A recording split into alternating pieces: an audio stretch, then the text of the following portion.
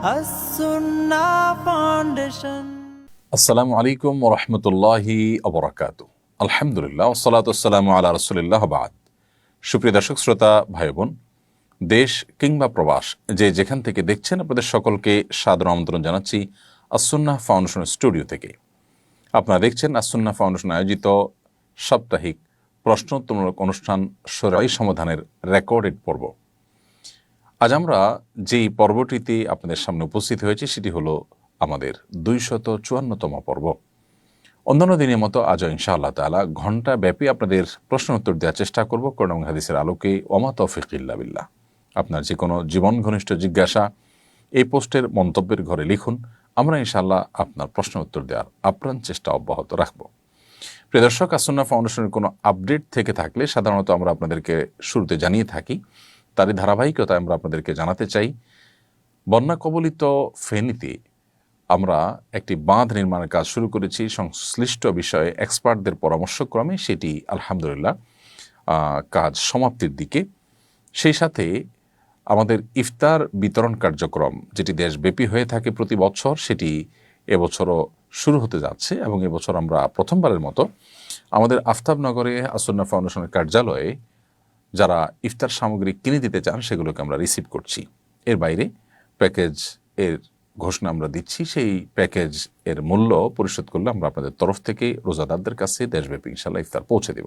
এই প্রজেক্টে আপনাদের সামিল হওয়ার সুযোগ আছে, যাদের সুযোগ আছে, তৌফিক আছে, তারা সামিল হওয়ার চেষ্টা করি। আল্লাহ আমাদেরকে তৌফিক দান করুন। প্রিয় দর্শক, চলুন আমরা আর বিলম্ব না করে যে সমস্ত প্রশ্ন ইতিমধ্যে চলে আসছে আমরা সেগুলোর উত্তর দেওয়ার পালায় প্রবেশ করি। আমি দেখতে পাচ্ছি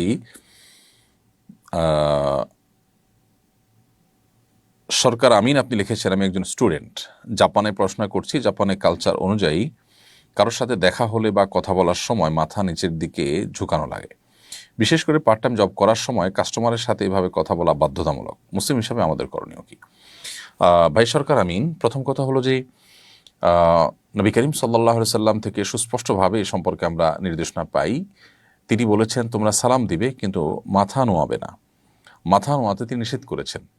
এখন জাপানিজ এবং কোরিয়ানদের যে কালচার আছে, পৃথিবীর অনেক এলাকাতে আছে, যে মানুষকে অভিবাদন জানাতে গেলে, শ্রদ্ধা জানাতে গিয়ে মাথা ঝুঁকিয়ে থাকেন। তো এইভাবে মাথা ঝুঁকানোকে মাকরুহ বলেছেন উলামা ইকরাম। এর ফলে ঈমান চলে যাওয়া বা শিরক হয়ে যাওয়া বা বড় গুনাহ, কাবিরা গুনাহ হওয়ার মতো কোনো ব্যাপার ঘটবে না, তবে একটি মাকরুহ বা অনুচিত একটি কাজ করা হবে।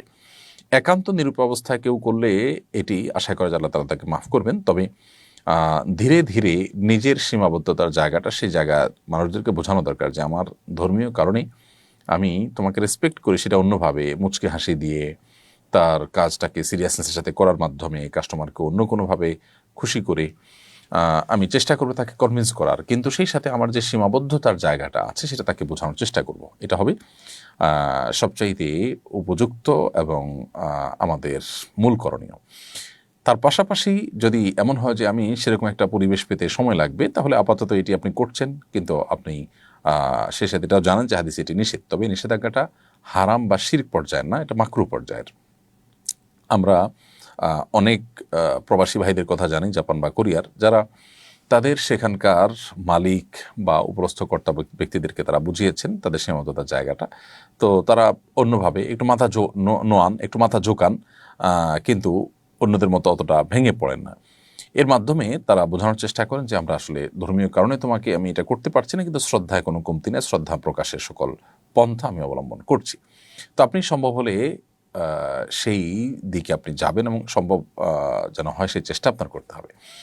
তবে আপাতত আপনি এটা করলে যে আপনার বড় গুনাহ হবে তা নয়। প্রয়োজনে এ ধরনের জবের বাইরে আর কোন জব আছে যেখানে আপনাকে এরকম কাস্টমারের সাথে মাথা নুইয়ে আপনাকে শ্রদ্ধা জ্ঞাপন করতে হয় না? অফিস আদালতে নিজস্ব পরিসরে কলিগদেরকে বোঝায় নিলে তারা বুঝে যান এবং দেখা যায় যে তাদের সাথে সবসময় উঠা বসা হওয়ার ফলে আপনার সীমাবদ্ধ জায়গাটা বুঝবেন। কাস্টমার তো প্রতিদিন নিত্য নতুন আসেন, তাদেরকে বোঝানোটা এটা কঠিন হয়। তো খোলাসা কথা হলো, এটি হারাম বা কবিরা গুনাহ না হলেও মাকরুহ হবে। অ্যাভয়েড করার বুদ্ধি এবং উপায় আমাদের বের করা উচিত। এই জন্যই আসলে অমুসলিম প্রধান দেশে বা ভূখণ্ডে থাকলে আমাদের দিনের অনেক বিষয়ে কম্প্রোমাইজ করতে হয় অনেক বেশি। আল্লাহ তাআলা আমাদেরকে হেদায়েতের উপরে, তাকওয়ার উপর টিকে থাকার তৌফিক দান করুন। এরপরে প্রশ্ন হলো, উপদেষ্টা ফরিদা আক্তার বলেছেন ভ্যালেন্টাইন ডে আমাদের সংস্কৃতি নয়, তিনি দিবসটি পালন না করার আহ্বান জানিয়েছেন। এই দিবসটি সম্পর্কে ইসলামিক দৃষ্টিকোণে আপনার মন্তব্য জানতে চাই। আমি উপদেষ্টার সাথে সম্পূর্ণ একমত। তিনি যা বলেছেন চরম সত্য কথাই বলেছেন। ভ্যালেন্টাইন ডের সাথে আমাদের এদেশের মানুষের মাটির কোনো সম্পর্ক নেই। সংস্কৃতি সাধারণত ধর্ম থেকে, মানুষের মাটি থেকে, আচার আচরণ থেকে তৈরি হয়, গড়ে ওঠে। তো ভ্যালেন্টাইন ডে এমন একটি সংস্কৃতি যেটার সাথে এ দেশের মাটির কিংবা মানুষের কোনো প্রকার সম্পর্ক নেই। এখানকার ধর্মীয় বিশ্বাসী মানুষজন যারা আছেন তাদের কারো বিশ্বাসের মধ্যেও সংস্কৃতির কোনো অবস্থান নেই, আর এই মাটির তো কালচার এটি নয়। অতএব এই ভিনদেশী যে একটা সংস্কৃতি আমাদের দেশে চাপিয়ে দেওয়া হচ্ছে, সেটাকে ভালোবাসার মোড়ক দিয়ে যারা মার্কেটিং করছেন তারা এদেশের ক্ষতি ছাড়া কোনো উপকার করছেন না। ভ্যালেন্টাইন্স ডে আমাদের দেশে কি উপকারটা বয়ে আনছে, এর কি সুফল পাচ্ছি? কুফল তো দিনের আলো মতো পরিষ্কার। এর ফলশ্রুতিতে পরিবারগুলো ভেঙে পড়া, তারপর পরকীয়া, মা বাবার অবাধ্যতা, মাদক, প্রতারণা, আত্মহনন, নানাবিধ অপরাধ এখান থেকে সৃষ্টি হয়। সবচেয়ে বড় অপরাধের জায়গাটা হলো এর ফলশ্রুতিতে মুসলিমরা তারা তাদের দ্বীনি চেতনা, আদর্শিক যে ব্যাপার, মোরাল যে অবস্থান, সেই জায়গা তারা সরে যায়। সেই জায়গা থেকে সরে গেলে একটা দেশ কখনো ভালো জায়গায় যেতে পারে না যদি তার নাগরিকেরা আদর্শিক বিচ্যুতির পথে চলে যায়। পরিবার ব্যবস্থা যদি ভেঙে পড়ে তাহলে সেটা আমাদের কারোর জন্য সুখকর নয়। ইতিমধ্যে সেটি কিন্তু হচ্ছে। বিদায় এই ভ্যালেন্টাইন্স ডে এটি বিরুদ্ধে আমাদের সবার সামাজিক অবস্থান, আমাদের প্রত্যেকেরই এটার বিরোধিতা করা, এটার বন্ধে নানামুখী উদ্যোগ গ্রহণ করা, আমাদের তরুণদেরকে এই পশ্চিমা সংস্কৃতির ছোবল থেকে বাঁচাবার জন্য আমাদের চেষ্টা করা উচিত। আমি উপদেষ্টার এই আহ্বানের সাথে সম্পূর্ণ একমত এবং তার সাথে তালে তাল মিলিয়ে আমাদের প্রত্যেকেরই আহ্বানটি করা উচিত। এরপরে আমার ওমর ফারুক আইডি থেকে আপনি লিখেছেন, আমি আমার বন্ধুর সাথে একটি মেয়ের সম্পর্ক স্থাপনে ভূমিকা রেখেছিলাম না বুঝে। এখন তাকে বলেছি বাদ দিতে, কিন্তু সে বাদ দিচ্ছে না। এখন আমার কি করা উচিত? ভাই ওমর ফারুক, আপনি একটি অন্যায় কাজে, একটি গুনাহের কাজে একজনের সহযোগিতা করে আপনি নিজেও গুনাহে লিপ্ত হয়েছেন। কারণ আল্লাহ সুবহানাহু ওয়া তাআলা বলেছেন, তাআবানু আলাল বিররি ওয়াত তাকওয়া ওয়ালা তাআবানু আলাল ইসমি ওয়াল উদওয়ান। তোমরা ভালো কাজ এবং তাকওয়ার কাজে একে অন্যের সহযোগী হও, আর পাপ এবং সীমালঙ্ঘনের কাজে কেউ কারোর সহযোগী হইও না। তো আপনি আপনার বন্ধুকে একটি গুনাহের পথে পা বাড়াতে আপনি সাহায্য করেছেন, বুঝে হোক না বুঝে হোক। তো এর দায় আপনার। এখন সে যদি ফিরে না আসে, সে তো অবশ্যই দায়ী, সে সাথে আপনার এখানে দায় আছে। আপনি তাকে ফেরাবার জন্য সর্বাত্মক প্রচেষ্টা, নানামুখী দাওয়াতি কার্যক্রম তার উপর পরিচালনা করা, বিভিন্ন লোকদেরকে অনুরোধ করে তাকে দাওয়াতি কাজ করা, তার জন্য দাওয়াতি প্ল্যান, আপনাকে প্ল্যান এ বি সি ঠিক করা। পাশাপাশি আপনি যে না বুঝে করে ফেলেছেন সেজন্য আল্লাহর কাছে অনুতপ্ত হয়ে মাপ চাওয়া দরকার। আপনি যদি মাপ চান, ইস্তেগফার করেন, তওবা করেন, আশা করে যে আল্লাহ তাআলা ক্ষমাশীল, তিনি আপনাকে মাফ করবেন। একজন বিতর্কিত লেখিকার একটি বই নিয়ে বইমেলা অপ্রীতিকর ঘটনা ঘটেছে। এসব ক্ষেত্রে আমাদের প্রতিক্রিয়া কি হওয়া উচিত? প্রথম কথা হলো যে মূল ঘটনা কি ঘটেছে আমি জানি না। আমি তখন ঢাকার বাইরে, অনেকটা নেটওয়ার্কের বাইরেই ছিলাম, সুন্দরবনে ছিলাম। তো যার কারণে আমি পুরো বিষয়টা সোশ্যাল মিডিয়া থেকে টুকটাক জেনেছি। আমি দুটি ফুটেজ দেখেছি। একটি ফুটেজে আমি দেখেছি যে প্রকাশক তিনি যে সকল মাদ্রাসার ছাত্র এবং সাধারণ মানুষ, সেখানে কিন্তু মাদ্রাসার ছাত্রের বাইরেও সাধারণ মানুষ ছিল, তারা এসে তসলিমা নাসরিনের বই কেন রাখা হয়েছে সেটি জানতে চেয়েছেন। তসলিমা নাসরিনের কিছু বই নিষিদ্ধ আমরা জানি আমাদের দেশে। তো সেই জায়গা থেকে তারা প্রশ্ন করেছেন। তাছাড়া আমাদের সামাজিক অবক্ষয় হতে পারে সেই আশঙ্কা থেকে তারা হয়তো জানতে চেয়েছেন। তো তার বিপরীতে তিনি যে রিয়্যাক্ট করেছেন, যা বলেছেন এবং ছাত্রদের গায়ে হাত তুলেছেন, এটার ভিডিও কিন্তু দেখেছি। এরপর অবশ্য প্রকাশকের গায়ে হাত তোলার ভিডিও আমরা দেখেছি এবং প্রকাশক হেনস্থার শিকার হয়েছেন। তার মাথায় হেলমেট পরা, পুলিশের নিয়ন্ত্রণে যাওয়ার পরও এটি হয়েছে। তো মূলত এ ধরনের ঘটনা কেন ঘটে, আমরা যদি একটু গোড়ায় যাই তাহলে দেখতে পাবো যে আমাদের দেশে যারা চরম ইসলাম বিদ্বেষী বা মুসলিম বিদ্বেষী, এই মানুষগুলোর বই পুস্তক, তাদের লেখাজোখা আমাদের সমাজকে অস্থিতিশীল করে। সমাজকে অস্থিতিশীল করে এরকম ব্যক্তিদের লেখাজোখা, তাদের বই পুস্তক কেন বইমেলা রাখাটা জরুরি হবে, এটি আমার মনে হয় প্রথমে দেখা দরকার ছিল। দ্বিতীয়ত, কেউ এসে প্রকাশককে যদি জিজ্ঞেস করে তাহলে প্রকাশক সুন্দরভাবে তার উত্তর দিতে পারেন এবং নিয়মতান্ত্রিকভাবে বইমেলা কর্তৃপক্ষের কাছে, বাংলা একাডেমির কাছে নালিশ করার জন্য তাদের পরামর্শ দিতে পারেন। অর্থাৎ অনেকভাবে এটাকে এড়িয়ে যাওয়া যেত।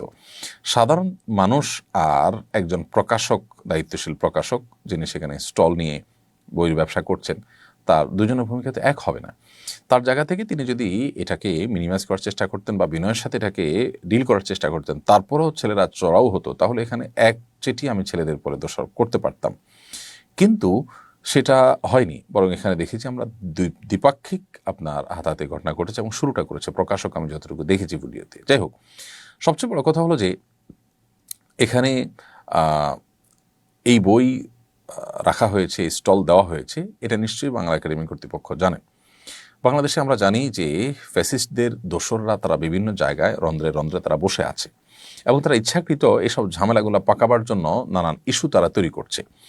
তো এই বিষয়গুলো সরকারকে এবং সংশ্লিষ্ট মহলকে সর্বোচ্চ সতর্ক থেকে মোকাবিলা করতে হবে। তাহলে সেক্ষেত্রে সমস্যার আগেই সমস্যার পথ বন্ধ হবে। সমস্যা হলে তারপর আমরা সমাধান কি করবো সেটা চিন্তা করলাম, কিন্তু সমস্যাটা বন্ধ করার আগে থেকে বন্ধ রাখার সুযোগ আমাদের হাতে আছে। আমার মনে হয় সেই জিনিসটা খেয়াল করা দরকার। আর দায়িত্বশীল জায়গা থেকে ঘটনার আদ্য প্রান্ত ভালো করে জেনে তারপরে আমাদের মন্তব্য করা উচিত। এবং মাদ্রাসা শিক্ষার্থীদেরকে আমি বলবো যে তাদেরও নাহি আনিল মুনকার বা অসৎ কাজে বাধা প্রদানের এই কাজটি করতে গেলে হিকমার সাথে করতে হবে, বুদ্ধিমত্তার সাথে করতে হবে, কোথায় কতটুকু করা যাবে, কোথায় কোন অ্যাপ্রোচে কোন উপায়ে করতে হবে, এইটুকু সেন্স থাকতে হবে এবং সেই সাথে বিদগ্ধ বিচক্ষণ আলেমদের তত্ত্বাবধানে পরামর্শ নিয়ে কাজ করতে হবে। আমি জানি না মাদ্রাসার ছাত্র কিংবা সাধারণ ভাইয়েরা যারা করেছেন এখানে কোনো আলেমের পরামর্শ নিয়েছেন কিনা, যেহেতু একটা দিনী বিষয়, দিনী চেতনা থেকে তারা করেছেন।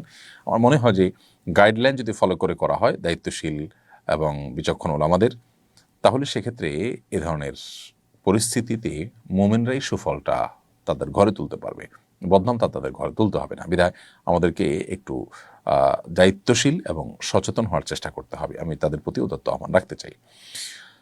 এরপরে প্রশ্ন করেছেন একজন, আপনার নতুন বইগুলো কিভাবে সংগ্রহ করতে পারি? আমাদের নতুন বই এসেছে মাহে রমাদানের 27 আমল।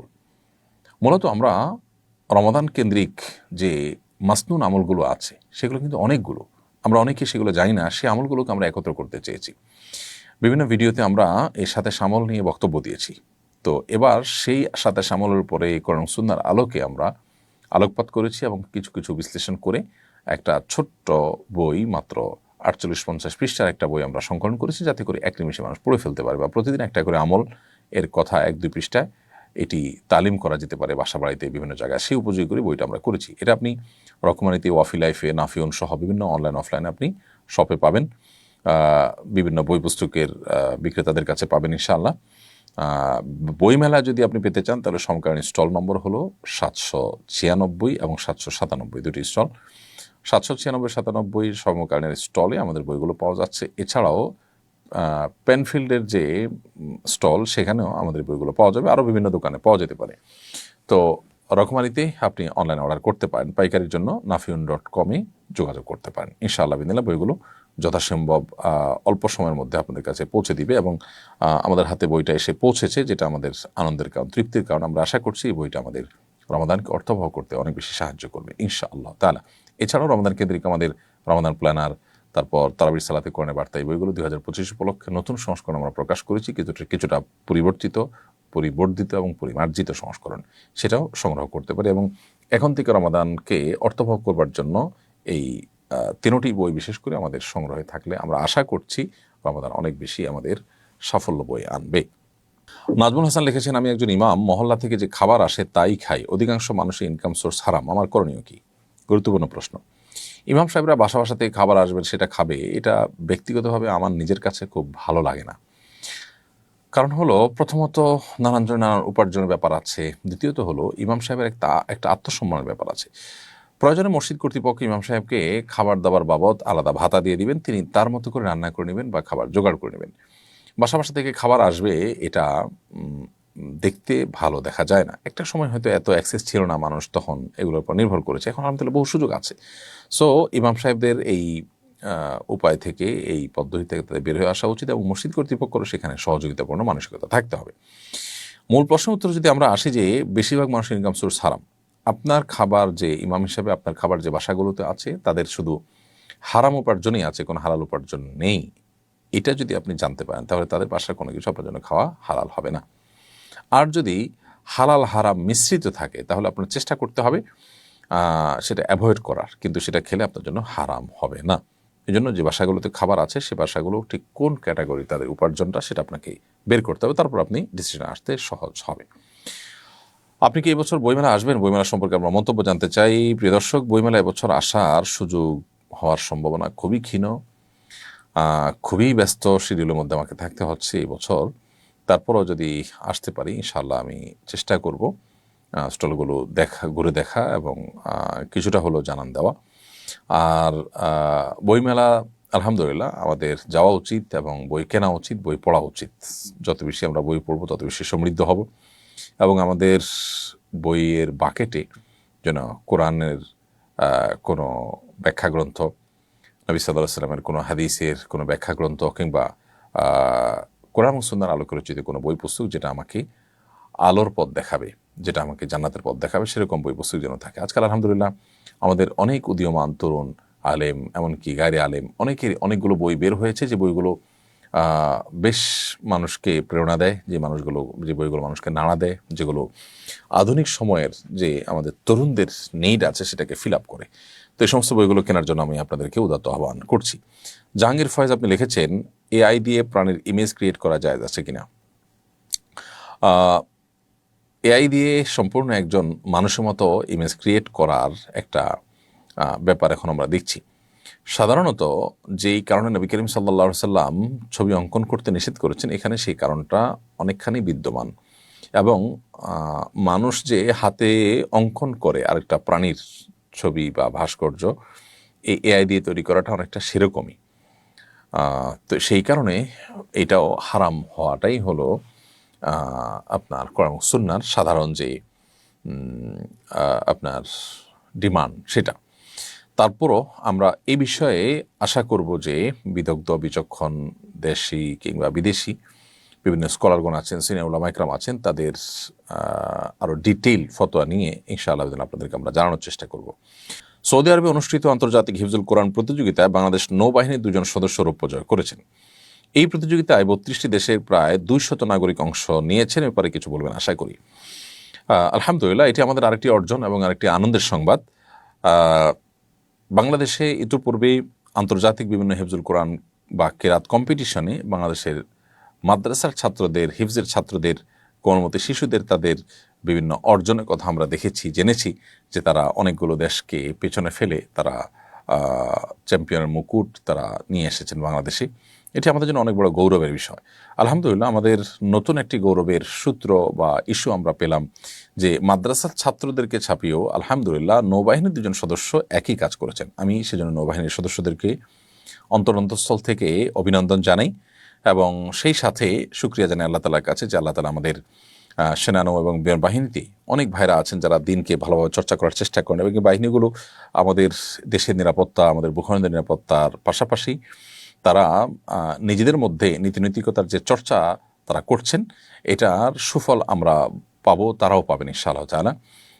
নিশ্চয়ই তাদের এই দিনই চেতনা তাদের যে পেশাগত দায়িত্ব সেটা পালন করতে আরও বেশি তাদেরকে উদ্বুদ্ধ করবে এবং তাদের লক্ষ্য পানে এগিয়ে যেতে আরও বেশি সাহায্য করবে ইনশাআল্লাহ বিদিনিল্লাহ। একজন ইমানদার, আল্লাহর প্রতি বিশ্বাসী, জান্নাতে প্রত্যাশী যখন হবেন তখন তার জীবন বাজি রেখে যেখানে চ্যালেঞ্জ মোকাবেলা করা অনেক সহজ হয়।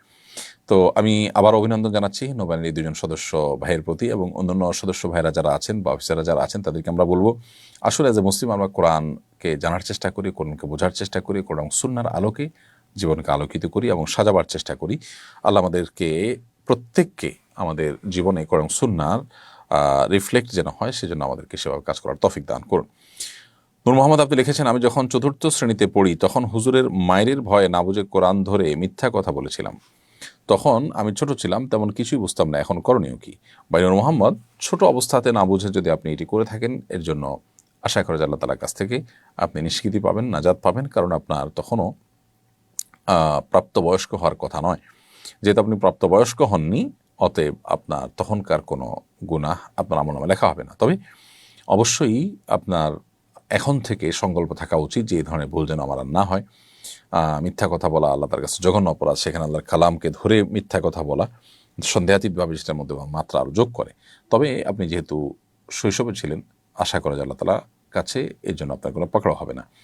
কারণ নবী করিম সাল্লাল্লাহু আলাইহি ওয়াসাল্লামের একটি হাদিস রয়েছে যে 3 ব্যক্তির কোনো অপরাধ বা গুনাহ লেখা হয় না। এর ভিতরে একজন হলেন মস্তিষ্ক বিকৃত মানুষ বা মানসিক অসুস্থ মানুষ, তিনি সুস্থ হওয়ার আগ পর্যন্ত তা যা করেন তার জন্য কোনো আমল লেখা হয় না। আর একজন হলো ঘুমন্ত ব্যক্তি, যিনি ঘুম থেকে জাগার আগ পর্যন্ত ঘুমের মধ্যে স্বপ্নের মধ্যে কোনো অন্যায় করলে সেটার জন্য তার দায় নাই। আর একজন হলেন শিশু, প্রাপ্তবয়স্ক হওয়া বা বালক হওয়ার আগ পর্যন্ত কোনো গুনাহ করলে বা কোনো পাপ করলে তার জন্য আল্লাহর কাছে কোনো জবাবদিহিতা নেই। এনামুল হাসান আপনি দেখেছেন, আমার ছোট ভাই বাবা মায়ের অনুমতি ছাড়া বিয়ে করে বাসা থেকে চলে যায়। এরপর থেকে বাবা ওর সাথে কথা বলে না। এমনকি তিনি মাকে বলেছেন, তুমি যদি আমার ছেলের কাছ থেকে কোনো পয়সা নাও, তুমি যদি তোমার ছেলের কাছ থেকে কোনো পয়সা নাও, কিয়ামতের মাঠে আমি তোমাকে মাফ করব না। আমার পরিবার খুব ঋণের মাঝে আছে, তাই মা ওর কাছ থেকে নিরুপায় হয়ে টাকা নেন, এতে কি মার গুনাহ হচ্ছে?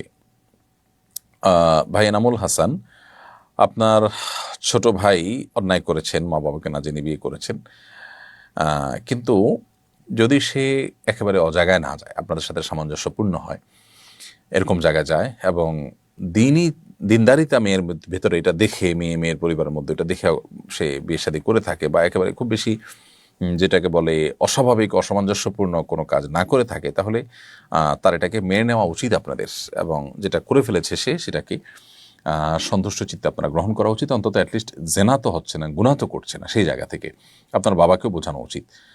আর আপনার বাবা যে আপনার মাকে বলেছেন যে ছেলে থেকে টাকা এনে কি আমাদের মাফ করবেন না, এটা রাগের কারণে বলেছেন। আপনার বাবাকে বোঝানো উচিত এই অবস্থান থেকে তিনি যেন সরে আসেন, এটাই হলো মূল সমাধানের পথ। এর বাইরে আপনার মা অবশ্য স্বামী নির্দেশ অমান্য করে সন্তানের কাছ থেকে টাকা নেওয়া উচিত না। সেক্ষেত্রে আপনার মা এবং আপনার বাবাকে কনভিন্স করবেন, বোঝাবেন, আল্লাহর ভয় দেখাবেন যে মানুষকে ক্ষমা করলে আল্লাহ তাকে ক্ষমা করেন, তাকে বোঝাবেন। আর না হলে আপনার মা তিনি সন্তানের কাছ থেকে অর্থাৎ ছেলের কাছ থেকে আর টাকা নেবেন না। যেহেতু স্বামী নিষেধ করেছেন, তার সেই নিষেধাজ্ঞাটা মেনে চলা তার জন্য জরুরি। একান্ত নিরুপায় হয়ে গেছেন, তখন জীবন রক্ষার প্রয়োজন হলে ভিন্ন কথা। সাধারণত সেরকম সিচুয়েশন হয় না। স্বামী আছেন, স্বামী নিশ্চয়ই দেখভাল করছেন, ভরণ পোষণ দিচ্ছেন, এবং আপনার আরও সন্তান আছে। এই জন্য এই আপনার মায়ের জন্য স্বামীর নির্দেশ লঙ্ঘন করে ছেলের কাছ থেকে টাকা নেওয়া উচিত হবে না। তবে মায়ের টাকা নেওয়া বন্ধ করার চাইতে বাবার অবস্থানটাকে পরিবর্তন করাটা বেশি গুরুত্বপূর্ণ। কারণ আত্মীয় স্বজনের সাথে, রক্ত সম্পর্কে কারোর সাথে এভাবে দূরত্ব তৈরি হয়ে থাকুক, এভাবে ডিভাইডেশন থাকুক, পার্থক্য থাকুক, ইসলাম সেটা চায় না। এটা আমাদের ইমান আমলকে ক্ষতিগ্রস্ত করে। সেই জন্য বাবাকে তার অবস্থান থেকে একটু সরিয়ে আনা বা অবনমন করানোর চেষ্টা করা দরকার। শরীফা মিতা আপনি লিখেছেন, আমার স্ত্রীর জন্মদিন ও বিবাহবার্ষিকী ঘটা করে পালন না করলে সে রাগ করে, এক্ষেত্রে আমার করণীয় কি? শরীফ মিতা, আপনার প্রশ্নের উত্তরে আমরা বলতে চাই যে স্ত্রী যদি তার জন্মবার্ষিকী বা বিবার্ষিকী না পালন করলে দিয়ে নাখোশ হন, তাহলে তাকে আসলে বোঝানো দরকার। এই সমস্ত আনুষ্ঠানিকতা এগুলোতে বেশিরভাগ ক্ষেত্রে বাইরের লোকজন ইনভলভ হন। সেক্ষেত্রে আপনার স্ত্রীর সৌন্দর্য তারা অবলোকন করেন, সেজেগুজে তাদের সামনে নিজেকে উপস্থাপন করেন। এটা একজন আত্মসম্মান বোধ সম্পন্ন নারী, যিনি বাস্তবতা বুঝেন। অন্য পুরুষরা তাকে দেখে কি চিন্তা করেন সেই বিষয়টি যিনি জানেন, তার আসলে এ ধরনের কোনো বিষয় তার কোনো আগ্রহের জায়গা বা শখের জায়গা থাকতে পারে না, বা শখের বিষয় হতে পারে না। সেজন্য আপনার স্ত্রীকে আপনার বোঝানো দরকার। সেই সাথে জন্মদিনের সাথে ধর্মবিশ্বাস একটা বিরাট সম্পর্ক আছে, জন্মদিন উদযাপনের সাথে, তো সেটা তাকে বোঝানো দরকার।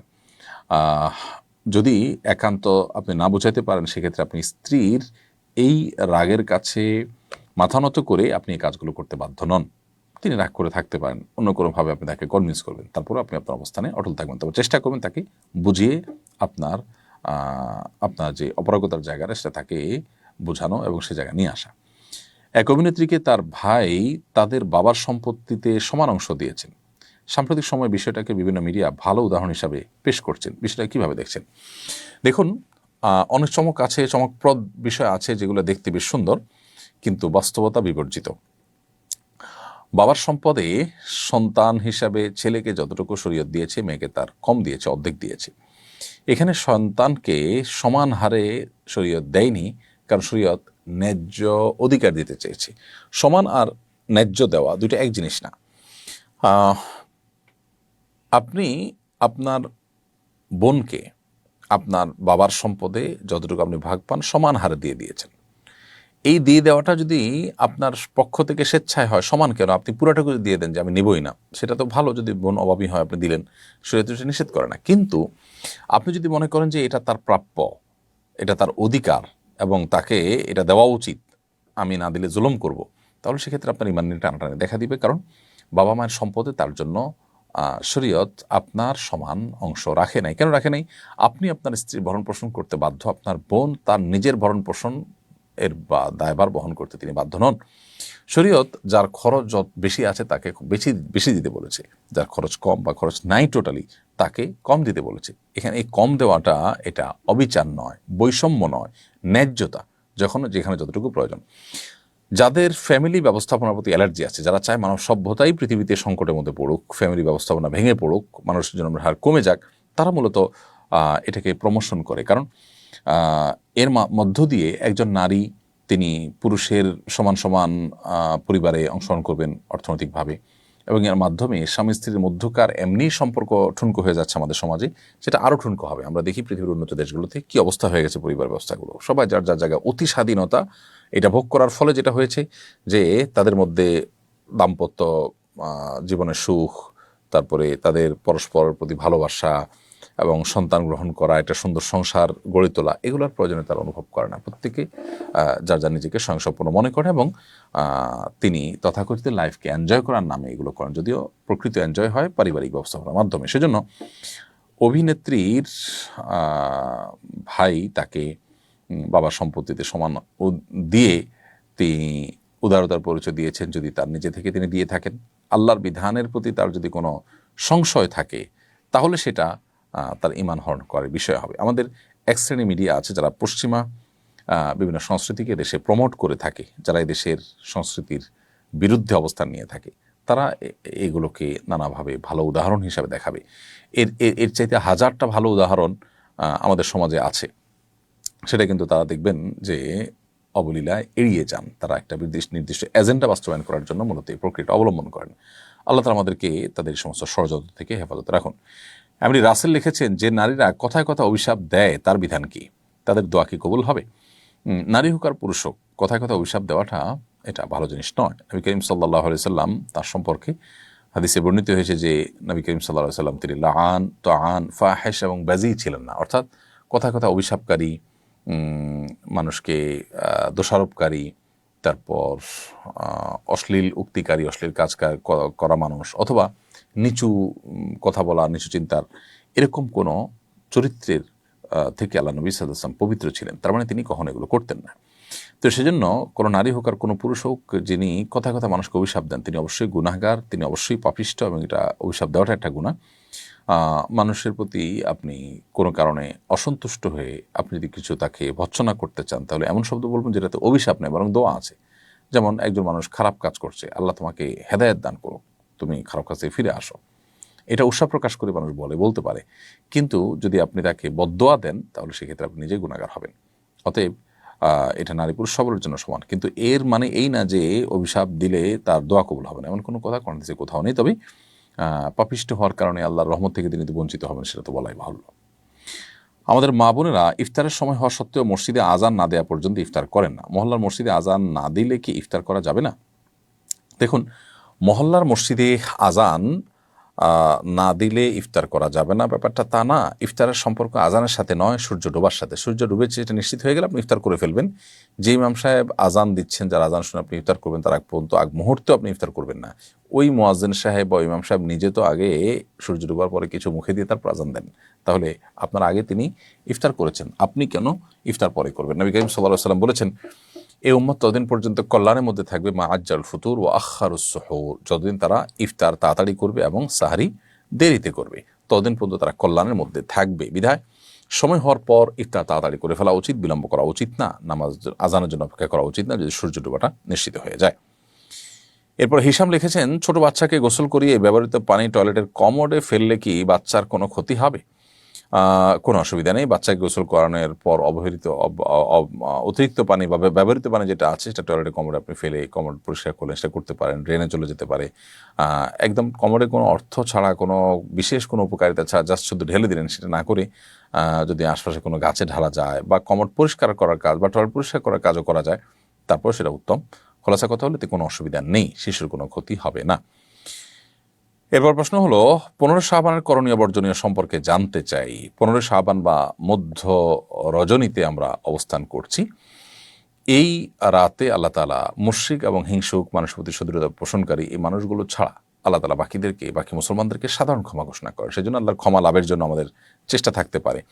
অবশ্যই ধরনের ঘোষণা আল্লাহ তাআলা প্রত্যেক দিনেই ভোর রাতের অর্থাৎ রাতের শেষ 1/3 যখন হয় তখন আল্লাহ সুবহানাহু ওয়া তাআলা বান্দাকে ডেকে ডেকে ভাবে ক্ষমা করে থাকেন, সেটি বলা আছে প্রতি রাতেই। তো শাবানের মধ্য রজনীতে পুরো রাত জুড়েই এটি প্রযোজ্য হাদিসের আলোকে বোঝা যায়। কিন্তু এরাতে ভাগ্য নির্ধারণ করা হয়, এরাতে হালুয়া রুটি খাওয়া উত্তম বা সওয়াবের কাজ, কিংবা এরাতে মসজিদে সমবেত হয়ে জিকির আজকার, সম্মিলিতভাবে দোয়া, অথবা এর জন্য বিশেষ কোনো আয়োজন করতে হবে, আলোকসজ্জা করতে হবে, মসজিদগুলোতে গোসল করতে হবে, কবরস্থান জিয়ারত করতে হবে, এরকম আরও নানাবিধ ধারণা আমাদের সমাজে আছে, যার কোনোটি আসলে কোনো হাদিস, বিশুদ্ধ কোনো হাদিস দ্বারা সাব্যস্ত নয়। এই জন্য মধ্য শাবানের রাত আল্লাহ তাআলা ক্ষমা করেন, হাদিসে আছে। আপনি ক্ষমা পাওয়ার জন্য চেষ্টা করবেন। আর রাতভর ইবাদত, দিনভর রোজা রাখার আলাদা আলাদা মানে পৃথক পৃথক ফজিলতের কথা বলা আছে, সেগুলো একটাও কিন্তু বিশুদ্ধ কোনো হাদিস দ্বারা প্রমাণিত নয়। এরপরের প্রশ্ন হলো আরিফুল, আপনি লিখেছেন, আমার বাবার আমি এক ছেলে, আমার 2টা বোন আছে। ছোট থাকতে বাবা আমার নামে কিছু সম্পত্তি লিখে দিয়েছেন। বাবা মারা গেছেন, এখন আমার নামে লিখিত সম্পত্তির অংশ থেকেও কি আমার বোনেরা পাবেন? দেখুন, আপনার বাবা আপনাদের ছোট থাকতে যখন সম্পত্তি লিখে দিয়েছেন, যদি সমান হারে লিখে দিয়ে থাকেন সন্তানদের মধ্যে, তাহলে সেটা যথেষ্ট হয়েছে। আর যদি হেরফের করেন, কাউকে বেশি কাউকে কম দিয়ে গেছেন, কারোর প্রতি পার্সিয়ালিটি করেছেন, তাহলে সেক্ষেত্রে ওইটা দিয়ে এখন ব্যালেন্স করে সমান করতে হবে, বাস এটুকু। যদি সেটা না করে থাকেন, তিনি সমান হারে দিয়ে যান, জীবদ্দশায় উপহার হিসাবে দিলে সমান হারে দিবে, সেটা দিয়ে যদি তিনি যান, ইনশাআল্লাহ এখন আর আপনাদের ওইটা নিয়ে কিছুই করতে হবে না। এরপর প্রশ্ন হলো, আমরা জানি সব রাতে ভাগ্য নির্ধারণ হয়ে থাকে, কি আমল করলে আমার ভাগ্যে আল্লাহ তাআলা ভালো কিছু লিখে দিবেন? প্রিয় দর্শক, শবে বরাতে বা মধ্য শাবানের রাতে ভাগ্য নির্ধারণ করার কথাটি বিশুদ্ধ কোনো হাদিস দ্বারা প্রমাণিত নয়, বরং সূরা দুখান থেকে আমরা জানতে পারি আল্লাহ তাআলা লাইলাতুল কদরে মানুষের গুরুত্বপূর্ণ বিষয়গুলো ধার্য করে থাকেন। আল্লাহ বলেছেন, ফিহা ইউফরাকু কুল্লু আমরিন হাকিম, যে রাতে কোরআন নাজিল হচ্ছে সে রাতেই গুরুত্বপূর্ণ সব বিষয়গুলো ধার্য হয়ে থাকে। বিধায় একজন মুসলমান তিনি লাইলাতুল কদরে তার নসিব ভালো কিছু যেন হয়, সেজন্য তিনি সচেষ্ট থাকবেন। এর বাইরে শবে বরাত বা মধ্য শাবানের রাতে ভাগ্য নির্ধারণ হয়ে থাকে সারা বছরের, এই মর্মে হাদিস থাকলেও সেটি বিশুদ্ধ নয়। এরপর কথা হলো যে আমাদের ভাগ্যে বা আমাদের কপালে যেন ভালো কিছু লেখা হয়, তাকদিরে ভালো কিছু লেখা হয়, তার জন্য আমরা কি করব? উত্তর হলো ঈমান এবং তাকওয়া অবলম্বন করবেন। ঈমান এবং তাকওয়া অবলম্বন করলে আল্লাহ তাআলা এমনিতেই তার জীবনে বারাকা দিয়ে পরিপূর্ণ করে দিবেন। প্রত্যেকটা কাজ বিসমিল্লাহ বলে শুরু করলেন, সকালে কাজ শুরু করলেন, সকালে ঘুমিয়ে না থাকলেন, এগুলো জীবনে বরকত এনে দেয়, আপনার জীবনে কল্যাণ অনেক বেশি আপনাদেরকে এনে দিবে, ইনশাআল্লাহ তাআলা আমাদেরকে এনে দিবে। সেজন্য সেই কাজগুলো আমরা করতে পারি। এর পাশাপাশি দান সাদেকার মাধ্যমে মানুষের জীবনে বরকত আসে, উপার্জনে, আত্মীয় স্বজনের সাথে সুসম্পর্ক বজায় রাখলে, তাদের সাথে সম্পর্ক রক্ষা করে চললে, যে কোনো কাজ করবেন সর্বোচ্চ উত্তম উপায় আপনি করবেন, আন্তরিকতার সাথে করবেন, এগুলো সবগুলো আমাদের জীবনে বরকত নিয়ে আসে এবং প্রাচুর্য নিয়ে আসে, আমাদের নসিবে ভালো কিছু আসবে এগুলোর মাধ্যমে, ইনশাআল্লাহ তাআলা। প্রিয় দর্শক, দেখতে দেখতে অনুষ্ঠানে আমরা মাঝামাঝি চলে এসেছি, সময় হয়েছে ছোট্ট একটি বিরতিতে যাওয়ার। বিরতির পর আমরা আবারও ফিরে আসছি, ইনশাআল্লাহ আমাদের সঙ্গেই থাকুন। কোরআন মানব জাতির মুক্তির সনদ, কোরআন আমাদের গাইডবুক, অথচ সমাজের খুব কম মানুষই কোরআন বোঝেন বা বোঝার চেষ্টা করেন। বছর জুড়ে কোরআন চর্চার লক্ষ্যে শুরু হলো আস-সুন্নাহ ফাউন্ডেশনের যাবৎকালের সর্ববৃহৎ প্রতিযোগিতা কোরআন বর্ষ। 2024 রমজান থেকে 2025 রমজান পর্যন্ত 6 ধাপে অনুষ্ঠিত হতে যাচ্ছে আল কুরআনুল কারীম পাঠ ও প্রতিযোগিতা। বিজয়ীদের জন্য থাকছে 3টি উমরাহ, 1টি কম্পিউটার, 5টি ব্যক্তিগত লাইব্রেরি, 6টি কিন্ডেল রিডার সহ 15 লক্ষ টাকার মূল্যবান সব পুরস্কার। আল্লাহ সুবহানাহু ওয়া তাআলা আমাদেরকে ভালো কাজে একে অন্যের সঙ্গে প্রতিযোগিতায় অবতীর্ণ হওয়ার নির্দেশ করেছেন। সুতরাং আসুন কোরআন চর্চার এই মহা আয়োজনে, কোরআনের এই বিশাল প্রতিযোগিতায় সামিল হয়ে নিজেদেরকে কোরআনের জ্ঞানে সমৃদ্ধ করি, জীবনকে করি কোরআনময়। পার্থিব এই সমস্ত মহামূল্যবান পুরস্কার জেতার পাশাপাশি আল্লাহ সুবহানাহু ওয়া তাআলার কাছ থেকে অফুরন্ত বিনিময় লাভের এই সুযোগটি যেন আমাদের কারোর হাতছাড়া না হয়। তাহলে আর দেরি নয়, শুরু করুন এখনই কোরআন বর্ষ, বছরব্যাপী কোরআন চর্চার এক অনন্য আয়োজন। বিরতির পর আবার আপনাদেরকে স্বাগতম জানাচ্ছি। আপনারা দেখছেন আস-সুন্নাহ ফাউন্ডেশন আয়োজিত সাপ্তাহিক প্রশ্ন উত্তরমূলক অনুষ্ঠান শরঈ সমাধান। বিরতির আগে অনেকগুলো প্রশ্নের উত্তর আমরা দিয়েছি। বিরতির পর আমরা অনেকগুলো প্রশ্ন দেখতে পাচ্ছি। এর মধ্যে একটি প্রশ্ন হলো, আপনার লেখা নতুন বই মাহে রমজানের 27 আমল, এই বইয়ের বিষয়বস্তু কি এবং এই 27 আমলের সবগুলোই কি সুন্নাহ দ্বারা সাব্যস্ত? প্রিয় দর্শক, মাহে রমজানের 27 আমল এই বইটি মূলত নবী করিম সাল্লাল্লাহু আলাইহি সাল্লাম রমজান মাসে যে সমস্ত আমলগুলো বিশেষভাবে করেছেন, করতে উদ্বুদ্ধ করেছেন বা কোন হাদিসের আলোকে প্রমাণিত, সেই আমলগুলোর আলোকে এই বইটি আমরা সংকলন করেছি। বইয়ের কলাবর বৃদ্ধি করা যেত বাণিজ্যিকভাবে বা কমার্শিয়ালভাবে। বই একটু বড় হলে লাভজনক হয়, ভালো হয়, প্রকাশকরা পছন্দ করেন। কিন্তু আমি আসলে চেয়েছি যে রমাদান উপলক্ষে এক নজরে যাতে করে রমাদানের আমলগুলোকে আমরা দেখে নিতে পারি এবং আমাদের আমল করতে যেন সহজ হয়, আমরা যেন এটাকে বোঝা মনে না করি। সেজন্য খুব ছোট্ট কলে মাত্র 48 পৃষ্ঠা বইটা আমরা করেছি। আলহামদুলিল্লাহ, বইটা ছেপে আসছে আমার হাতে আল্লাহর ফজলে। ভেতরে কাগজও একটু ভালো মানের কাগজ দেওয়া হয়েছে। আমাদের দোয়ার বইতে যে কাগজটা দেওয়া আছে হুবহু সেই কাগজটাই দেওয়া আছে, মানে নর্মাল যে কাগজ সাধারণত মানুষ দেয় তার চেয়ে একটু ভালো কাগজ। সেই সাথে আমরা যেটা বলেছিলাম যে চেষ্টা করেছি একটু সংক্ষেপে করার জন্য। প্রত্যেকটা আমলের 2 পৃষ্ঠার মধ্যে একটু সামান্য ব্যাখ্যা, যেটুকু না হলো না সেটুকু আমরা করেছি।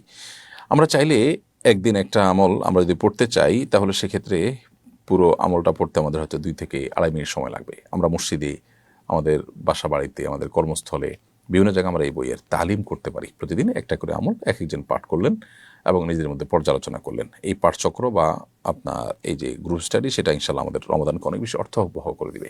আর রমাদানের শুরুতে বা রমাদান আসার আগেই বইটা যদি আমরা সংগ্রহ করি, তাহলে সেক্ষেত্রে এই বইয়ের 27টি আমল আমরা নিমিষে পড়ে ফেলতে পারবো ইনশাল্লাহ, এক বসায় পড়ে ফেলতে পারবো। এটা আমাদের রমাদানকে অনেক বেশি সার্থক করে দিতে পারে ইনশাল্লাহ। আমরা রমাদান মানেই জানি হলো রোজা, তারাবি, সাহরি এবং ইফতার, এই 4টি বিষয়। এর বাইরে আরও যে 23টি আমল আছে, ইফতারের মধ্যেও যে আরও বিভিন্ন আমল করবার, একাধিক সুন্নাহ বাস্তবায়ন করার অপশন আছে, সেটা আমরা অনেকে কিন্তু জানি না। তো সেজন্য এই বইটি আসলে করা। আমি আশা করব যে এই বইটা আমরা নিজেরা সংগ্রহ করব, অন্যদেরকে আমরা হাদিয়া দিব। রমাদান উপলক্ষে আমাদের অনেক প্রোগ্রাম হয়, অনেক আয়োজন হয়, সেই আয়োজন উপলক্ষে আমরা মানুষকে উপহার দিতে পারি। এই বইটা ইনশাআল্লাহ দিলে আমাদের রমাদানকে অর্থবহ করতে এর বিশেষ ভূমিকা রাখবে। বইটার বিষয়বস্তু হলো নবী করিম সাল্লাল্লাহু আলাইহি সাল্লামের মাসনুন সে আমলগুলো, যেগুলো তিনি রমাদান উপলক্ষে করেছেন, আমাদেরকে করতে উদ্বুদ্ধ করেছেন। এরপরে যে প্রশ্নটি আমি দেখতে পাচ্ছি সেটি হলো, বিগত কয়েক বছর ধরে সাহারি পার্টির প্রচলন শুরু হয়েছে, এ বিষয়ে শরীয়তের বিধান কি? প্রিয় দর্শক, ইফতার কাউকে যদি আপনি অফার করেন, কাউকে ইফতার আয়োজন করেন, কারোর জন্য ইফতার হাদিয়া করেন, কাউকে ইফতার খাওয়ান, তাহলে তার বিশেষ ফজিলতের কথা আমরা জানি। সাহারি একটি খাবার, অন্য খাবারের মতো এই খাবারও মানুষকে দান করলে সব হয়, কিন্তু আলাদা করে এটি করবার জন্য, অর্থাৎ সাহারি খাওয়ানোর জন্য বিশেষ কোনো নির্দেশনা নেই। দ্বিতীয় কথা হলো যে ভোর রাতের এই সময়টা ইবাদত এবং একান্ত আমলের সময়। সাহরি পাঠের নামে আমাদের দেশে যা হচ্ছে সেটি হলো গতানুগতিক যে সমস্ত আড্ডাগুলো হয়ে থাকে, সে আড্ডাগুলোর মতো। তো এই সমস্ত আড্ডা, এগুলো আমাদের আমলের সময়টাকে নষ্ট করে। এখানে আমরা ছেলে মেয়েদের পর্দাহীনতার সাথে তাদের যে মাখামাখি, সেটা আমরা দেখতে পাই। এর ফলশ্রুতিতে এটি নাজায়েজ হতে আসলে আর কোনো কিছুর প্রয়োজন হয় না। এ সকল উপাদানের কারণে এটি নাজায়েজ হয়ে যায়। সবচেয়ে বড় বিষয় হলো যে আমরা সাহারি পার্টির নামে যে ভোগ বিলাসে মত্ত হয়ে আমাদের রমাদানের ভোর রাতের মূল্যবান সময়টাকে আমরা নষ্ট করে ফেলছি। রমাদান বা সিয়াম আসলে যে জন্য এসে, যেটা তার বহু বিপরীত। তো সেজন্য এই প্রচলন আমাদের বন্ধ করা দরকার এবং এটাকে নিরুৎসাহিত করা উচিত। আপনি যদি মানুষকে সাহারি খাওয়াতে চান, তাহলে বহু গরিব মানুষ আছেন, বহু নিম্ন মধ্যবিত্তের মানুষ আছেন, যারা মানুষের কাছে হাত পাততে পারেন না। আবার দেখা যায় যে তাদের পুষ্টিকর খাবার দিয়ে একটু সাহারি খাবার ব্যবস্থা করবেন, বাচ্চাদের, ফ্যামিলির লোকদের সে ব্যবস্থা করতে পারেন না। আপনি তাদের বাসায় কিছু মাছ, কিছু গোশ, কিছু বাজার করে পাঠিয়ে দেন, আপনি কিছু সাহারি পাঠিয়ে দেন। নিজেদের বন্ধুবান্ধবদেরকে নিয়ে রেস্টুরেন্টে বসে ভোর রাতে আড্ডাবাজি করা, এটা খুবই দুর্ভাগ্যজনক। আমাদের ইবাদতের একেবারে যে কোর জায়গাগুলো আছে, সেগুলোকে আমরা এই আপনার আড্ডা এবং ভোগবিলাসে আমরা সেগুলোকে নষ্ট করে ফেলছি। ভোগবাদী এই পৃথিবীতে সব কিছুকে আমরা ভোগ করার মানসিকতা নিয়ে দেখার চেষ্টা করি। এটা আমাদের একটা দুর্ভাগ্যজনক বাস্তবতা। হালাল উপার্জনের গুরুত্ব নিয়ে আলোচনা করবেন প্লিজ। হালাল উপার্জনের গুরুত্ব নিয়ে যদি আলোচনা করতে যাই, আমরা বলবো যে আমাদের ইবাদত এবং আমাদের দোয়া কবুল হওয়ার জন্য হালাল উপার্জন থাকা পূর্ব শর্ত। একজন মানুষ ব্যক্তিগতভাবে যত আমলদারি হোক না কেন, উপার্জন যদি হারাম হয়, তাহলে নবী সাল্লাল্লাহু আলাইহি ওয়াসাল্লাম হাদিস রয়েছে, তার শরীর জাহান্নামে যাওয়ার জন্য অধিকতর উপযুক্ত। এজন্য নেকামল এর পরিমাণ বেশি করতে না পারলেও উপার্জন যেন হারাম না হয়, উপার্জন যেন হালাল থাকে, সে বিষয়ে আমাদের সচেষ্ট থাকতে হবে। আল্লাহ সুবহানাহু ওয়া তাআলা কোরআনে কারিমে নবী রাসূলদেরকে নির্দেশ করেছেন, ইয়া আইয়ুহার রাসূলু কুলু মিনাত তাইয়্যিবাত ওয়া আমালু সালিহা। কোরআনে কারিমের এই আয়াতে আল্লাহ বলেছেন, হে রাসূলগণ, তোমরা হালাল ভক্ষণ করো, এরপরে বলেছেন তোমরা নেকামল করো। তাহলে বোঝা গেল হালাল ভক্ষণ করার গুরুত্বটা সাধারণ নেকামল করার চাইতে কোনো অংশে কম নয়। তো সেজন্য আমাদের হালাল উপার্জনের ব্যাপারে সর্বোচ্চ সচেষ্ট থাকতে হবে। সাহরি ও ইফতারে কী ধরনের খাবার খাওয়া উচিত, এ বিষয়ে সুন্নাহ নির্দেশনা কি? সাহরি এবং ইফতার উভয় খাবারে যে কোনো স্বাস্থ্যসম্মত হালাল খাবার আপনি গ্রহণ করবেন, তবে সাহরি এবং ইফতার উভয়টিতেই খেজুর দিয়ে সাহরি করা বা খেজুর দিয়ে ইফতার করা সুন্নাহ। নবী সাল্লাল্লাহু আলাইহি সাল্লাম সাহরি সম্পর্কে বলেছেন, নি'মা সাহুল মুমিন আত-তামর, ইমানদারের সবচেয়ে উত্তম সাহরি হলো খেজুর। আর ইফতারের ব্যাপারে তো নবী করিম সাল্লাল্লাহু আলাইহি সাল্লাম থেকে সাব্যস্ত হয়েছে তিনি সাধারণত কাঁচা, আধা পাকা, আধা কাঁচা খেজুর দিয়ে ইফতার করতেন। আর সেটা না পেলে সাধারণ খেজুর সেটা না পেলে তিনি এক কোষ পানি এটা দিয়ে ইফতার করতেন। তো এখান থেকে বোঝা যায় যে ইফতার এবং সাহরি বইটাতে খেজুর থাকলে সেটা উত্তম হয়। তবে স্বাস্থ্যসম্মত হালাল যে কোনো খাবার দিয়ে আমরা সাহরি ইফতার করলে সাহরি ইফতার হয়ে যাবে ইনশাআল্লাহ তাআলা। তরুণরা কিভাবে দৈনন্দিন জীবনে নবী মুহাম্মদ সাল্লাল্লাহু আলাইহি সাল্লামের মহৎ গুণাবলী অনুসরণ করতে পারে? আমাদের তরুণরা নবী করিম সাল্লাল্লাহু আলাইহি সাল্লামের জীবনী, তার সিরাত, এটা চর্চা করার জন্য তার সিরাতকে জানতে হবে। জানার জন্য নবী সাল্লাল্লাহু আলাইহি সাল্লামের জীবন ইতিহাসমূলক যে কোনো বই, রহমতুল্লাহ আলামিন, আর রাহিকুল মাখতুম, অথবা আরও ডক্টর আলী সাল্লাবির যে নবী সাল্লাল্লাহু আলাইহি সাল্লামের জীবন ইতিহাসের বই, এগুলো আমরা পড়তে পারি, এগুলো আমাদের পাঠ্য তালিকায় থাকতে পারে। সেগুলো আমাদেরকে ইনশাআল্লাহ নবী সাল্লাল্লাহু আলাইহি সাল্লামের মহৎ গুণাবলীকে অনুসরণ করতে উদ্বুদ্ধ করবে, সাহায্য করবে ইনশাআল্লাহ তাআলা। স্বপ্নদোষ হলে কি রোজা ভঙ্গ হয়? স্বপ্নদোষ হলে রোজা ভঙ্গ হয় না। আমরা অনেকে মনে করি যে স্বপ্নদোষ হলে রোজা ভঙ্গ হয়। স্বপ্নদোষে যেহেতু মানুষের বীর্যপাত হয়ে থাকে তার ইচ্ছার বাইরে, যার কারণে এর ফলশ্রুতিতে তার রোজা ভঙ্গ হবে না। তবে গোসল ঠিকই ফরজ হয়ে যাবে, বিধায় স্বপ্নদোষ হলে উঠে তাকে নিয়মতান্ত্রিকভাবে শরীর এবং কাপড় পাক করে গোসল করে তারপর তাকে নামাজ পড়তে হবে, তবে রোজা কন্টিনিউ করবেন। আমাদের ভার্সিটির ক্যাম্পাসে বিভিন্ন উপলক্ষে কনসার্ট আয়োজিত হয়। আমরা যারা ইসলামী নীতিকে ধারণ করতে চাই তারা কি কি বাস্তব পদক্ষেপ নিতে পারি যাতে এমন কার্যক্রম নিরুৎসাহিত হয় এবং একটি ইসলামী উপযোগী পরিবেশ গড়ে তোলা যায়? দেখুন, বিশ্ববিদ্যালয় ক্যাম্পাসগুলোতে বিভিন্ন উপলক্ষে যে কনসার্ট হয়ে থাকে, এই কনসার্টগুলো যারা আয়োজন করে তারা বেশিরভাগই বয়সে তরুণ। দিনী চেতনা তরুণদের মধ্যে কমে যাওয়ার কারণে কিন্তু এগুলো হচ্ছে। আমরা যদি দিনী চেতনা মানুষের মধ্যে, তরুণদের মধ্যে বাড়াতে পারি, তাদের মধ্যে দাওয়াতি কাজ করতে পারি, তাদেরকে যদি দিনমুখী করতে পারি, তাহলে ইনশাআল্লাহ বিইذনিল্লাহ এগুলা কমে যাবে, আল্লাহ চাহেন তো। আমরা যারা ইসলামকে ধারণ করতে চাই, ইসলামের উপর আমল করতে চাই, কোরআন সুন্নাহ আলোকে চলতে চাই, তাদের সংখ্যা কম। তারা যদি আমরা অন্যদের মধ্যে দাওয়াতি কাজ করি, আমাদের সাধ্যের মধ্যে দাওয়াতি কাজ করি, কর্তাবতীদের মধ্যে যদি তাদেরকে দিনের পথে আমরা আনতে পারি, ইনশাআল্লাহ বিইذনিল্লাহ এগুলো কমে আসবে এবং নিরুৎসাহিত হবে তারা এগুলো করতে, আল্লাহ চাহেন তো। সেই সাথে আল্লাহ তাআলার কাছে দোয়াও করা দরকার।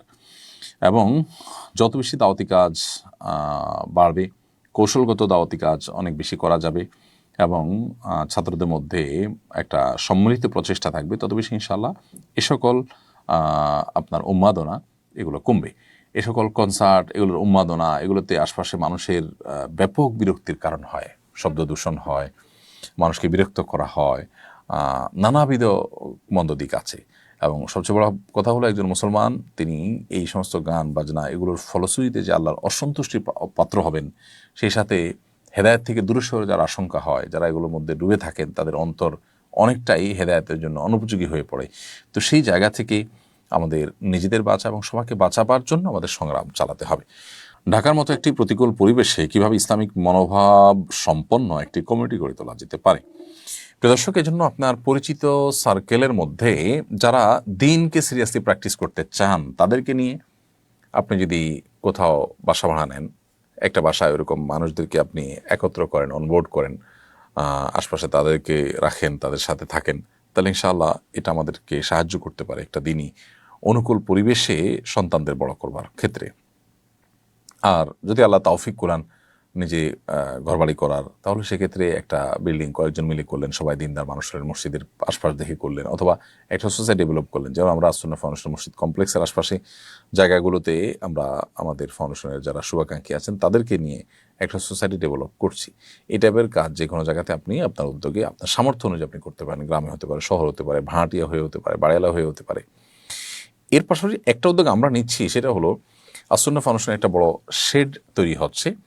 সেখানে ইনশাআল্লাহ বিদিনিল্লাহ প্রতি জুমাবার দিনভর ফ্যামিলি ডে আমরা উদযাপন করার চেষ্টা করছি। সেখানে বাচ্চাদের জন্য বিভিন্ন খেলাধুলা রায়ের ব্যবস্থা থাকবে, বোনরা নিজেদের মধ্যে পরিচিতি এবং আলাপ আলোচনা এবং তাদের মধ্যে ভালো জিনিসগুলোর এক্সচেঞ্জ করার সুযোগ পাবেন, এবং নারী পুরুষ সবার জন্য দিনী হালাকার ব্যবস্থা থাকবে।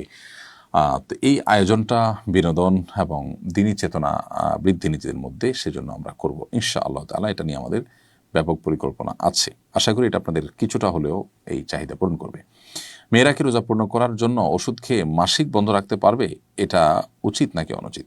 মেয়েরা রোজাকে পরিপূর্ণ রাখার জন্য, পুরো মাস রোজার জন্য, মিস্তা মাসের জন্য কেউ ওষুধ খেয়ে যদি বন্ধ করতে চান করতে পারেন, কিন্তু সেটার কোনো বড় সাইড এফেক্ট তার মধ্যে পড়বে না, সেটি তার নিশ্চিত হতে হবে। যদি বড় কোনো সাইড এফেক্ট হয়, ক্ষতিকর কিছু হয়, তাহলে নিজের জন্য ক্ষতি হয় বা নিজেকে ক্ষতির মুখে ঠেলে দিতে হয়, এরকম কোনো কাজ করতে আল্লাহ তাআলা আমাদেরকে নিষেধ করেছেন। আল্লাহ বলেছেন, ওয়ালা তুলকু বিআইদিকুম ইলাত তাহলুকা, তোমরা নিজেদেরকে ধ্বংসের দিকে ঠেলে দিও না। তো এরকম কোনো সাইড এফেক্ট যদি না থাকে, তাহলে সেক্ষেত্রে এরকম পিল বা ওষুধ খেয়ে আপনি মাসিক বন্ধ রেখে পুরো মাস রোজা রাখতে পারেন। সত্য জানতে চাওয়ার পরও কোনো মেয়ে মিথ্যা বলে নিজের অতীত হারাম রিলেশনের কথা গোপন করতে পারবে কি না? দেখুন, যদি এমন হয় যে এখানে এই সত্য বলার কারণে আপনি বড় ধরনের ক্ষতির মুখোমুখি হবেন এবং আপনার স্বামী আপনাকে বারবার জিজ্ঞেস করা সত্ত্বেও যদি আপনি সত্য উচ্চারণ করেন, তাহলে সেক্ষেত্রে আপনার ভয়াবহ বিপদ আপনার উপর নেমে আসবে। তাহলে আপনি নিজেকে রক্ষা করবার প্রয়োজনে আপনি কৌশলে সরাসরি মিথ্যা না বলে একটু ঘুরিয়ে পেঁচিয়ে আপনি এড়িয়ে যেতে পারেন। আর যদি ব্যাপারটা এরকম হয় যে না, আপনি আসলে সেরকম কোনো ভয়ের আশঙ্কা করছেন না, অথবা করলেও সেটা ওভারকাম করবেন, আপনার আল্লাহর প্রতি সেই তাওয়াক্কুল আছে, ভরসা আছে, নিজের প্রতি সেই কনফিডেন্স আছে, তাহলে সেক্ষেত্রে আপনি সত্য বলাটাই উচিত। কারণ মিথ্যা এটা খুব জঘন্য অপরাধ। এড়াতে পারলে ভালো, কিন্তু এড়াতে না পারলে আপনি ডাইরেক্ট মিথ্যা কথা বলাটা খুবই গুনাহের কথা। হ্যাঁ, যদিও বিপদে পড়ে মিথ্যা কথা বলা কেউ ওলামায়ে কেরাম জায়েজ বলেছেন, একান্ত নিরুপায় হলে এবং বড় ধরনের বিপদের আশঙ্কা হলে। তখন আমি অন্তঃসত্ত্বা এই অবস্থা রোজা রাখা কঠিন হবে কিনা, এই পরিস্থিতিতে কোনো ছাড় রয়েছে কি? প্রিয় বোন, আল্লাহ তাআলা আপনাকে পরিপূর্ণ শিফা দান করুন, আমরা দোয়া করি, এবং আপনার এই গর্ভখালাসের কাজটিকে আল্লাহ তাআলা সহজ থেকে সহজতর করে দিন। যদি অন্তঃসত্ত্বা অবস্থায় রোজা রাখলে আপনার দ্বারায় রোজা রাখাটা অসম্ভব হয়, অথবা গর্ভস্থ সন্তানের কোনো বড় ধরনের ক্ষতি হবে এরকম আশঙ্কা তৈরি হয়, তাহলে সেক্ষেত্রে আপনি ওই সময়গুলোতে রোজা না রেখে অন্য সময় রোজা রাখতে পারেন। কারণ আল্লাহ তাআলা বলেছেন, ফামান কানা মিনকুম মারিদান আও আলা সাফারিন ফাইদ্দাতুম মিন আইয়ামিন উখর, তোমাদের কেউ যদি অসুস্থ হয় অথবা সফরে থাকে, তাহলে সে অন্য সময় রোজা রেখে দিলে চলবে। কিন্তু এটা হলো তখন যদি অসুস্থ হন আপনি, যে অন্তঃসত্ত্বা অবস্থায় আপনি রোজা রাখলে আপনি এত অসুস্থ হয়ে পড়বেন যে আপনার শয্যাশায়ী হতে হবে, অথবা গর্ভস্থ সন্তানের বড় কোনো ক্ষতি হবে, তাহলে সেক্ষেত্রে এটা আপনি করতে পারেন। কিন্তু সামান্য একটু অসুখ হলে আমরা অনেকেই মনে করি যে রোজা রাখা না রাখার স্কোপ আছে। আমার অন্তঃসত্ত্বা অবস্থায় বহু নারীরা রোজা রাখেন, আলহামদুলিল্লাহ, কই তাদের কোনো অসুবিধা হচ্ছে না। ওইরকম কোনো বিশেষ সুনির্দিষ্ট করে বড় রোগ বালাইয়ের কারণে অসুবিধার আশঙ্কা যদি না থাকে, তাহলে সেক্ষেত্রে অন্তঃসত্ত্বা অবস্থাতেও রোজা রাখার চেষ্টা করতে হবে। সামাজিক যোগাযোগ মাধ্যম ও ভার্চুয়াল জগৎ থেকে সময় নষ্ট হওয়া বা গুনাহে লিপ্ত হওয়া থেকে কীভাবে বাঁচবো? দেখুন, এটার জন্য দরকার একজন কোচ বা মেন্টর রাখা, একজন উপদেষ্টা রাখা, যিনি আপনাকে নিয়মিত গাইড করবেন, এবং এ বিষয়ে অ্যাওয়্যার থাকা সবসময় খুব বেশি জরুরি। পাশাপাশি যারা নিজেকে কোনোভাবে নিয়ন্ত্রণ করতে পারেন না, তারা আল্লাহর ভয়ে সতর্ক হয়ে নিজের স্মার্টফোন বিক্রি করে বা কাউকে দিয়ে একটা বাটন ফোনে চলে আসতে হবে। একটা লম্বা সময় তিনি যদি 2-4-6 মাস যদি এভাবে এক্সারসাইজ করতে পারেন, সাময়িকভাবে মনে হবে একটু অসুবিধা হবে, অনেকের সাথে যোগাযোগের সংকট তৈরি হবে, কিন্তু সেগুলো আসলে যতটা আমাদের জন্য ক্ষতির, তার চাইতে আমরা এই অ্যাক্টিভিটিসের মধ্যে ডুবে থেকে তার চেয়ে বেশি ক্ষতির কিন্তু কারণ হচ্ছে আমাদের।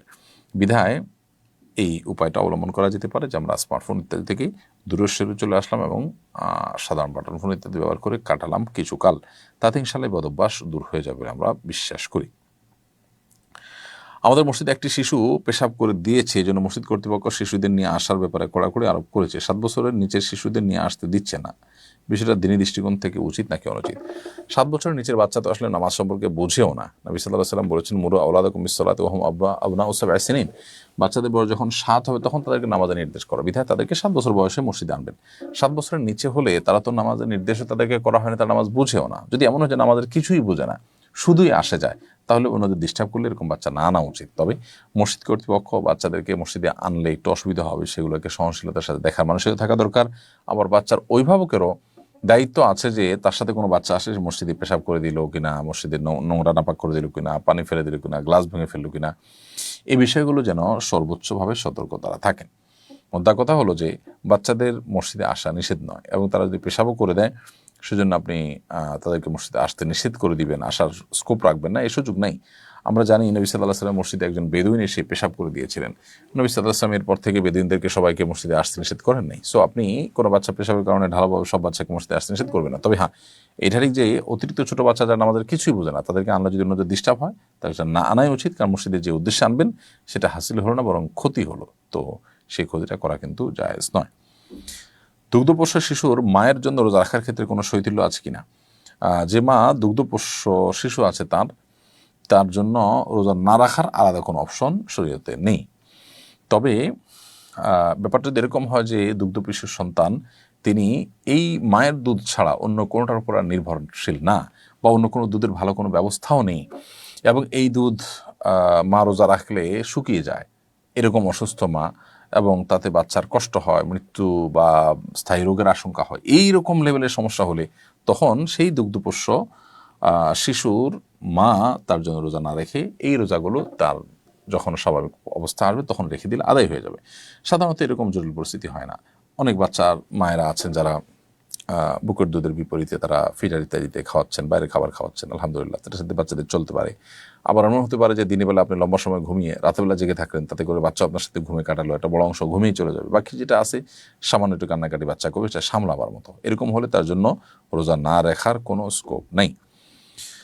কোরআনের অর্থ ভালোভাবে বুঝতে আনুষঙ্গিক কোন বই পড়তে পারি? আলহামদুলিল্লাহ, অনেক বই পুস্তক বাজারে এসেছে, আমাদের অনেক ভাই বোনেরা বই পুস্তক লিখছেন, আপনারা যে কোনোটা কোরআনের অর্থকে ভালো বোঝার জন্য পড়তে পারেন। এর মধ্যে কোরআনের একটা অনুবাদ আমাদের থাকা দরকার। রমজান মাসে আমরা যে তারাবির নামাজে কোরআন তেলাওয়াত শুনি, প্রত্যেক পাড়ার সার সংক্ষেপ দেওয়া হয় যে তারাবির সলাতে কোরআনের বার্তা, এখানে প্রত্যেক পাড়ার নির্যাস আপনি পেয়ে যাবেন। এর মাধ্যমে আপনি কোরআনের অর্থ সহকারে পরিপূর্ণ কারণ বুঝতে না পারলেও কোরআন সম্পর্কে আপনাদের ভালো ধারণা তৈরি হয়ে যাবে ইনশাআল্লাহ তাআলা। অলসতা কাটিয়ে কিভাবে প্রোডাক্টিভিটি বাড়ানো যায়? অলসতা কাটিয়ে প্রোডাক্টিভিটি বাড়াবার জন্য প্রথমত আল্লাহ সুবহানাহু ওয়া তাআলার কাছে খুব বেশি পানাহ চাওয়া দরকার। অলসতা একটা রোগ। নবী সাল্লাল্লাহু আলাইহি ওয়াসাল্লাম আল্লাহর কাছ থেকে এ থেকে পানাহ চাইতেন। তিনি দোয়া করতেন, আল্লাহুম্মা ইন্নী আউযু বিকা মিনাল আজজি ওয়াল কাসাল, হে আল্লাহ, আপনার কাছে অক্ষমতা থেকে এবং অলসতা থেকে আমি পানাহ চাই। তো আমরা আল্লাহ তাআলার কাছে এই দোয়াটি নিবেদন করব।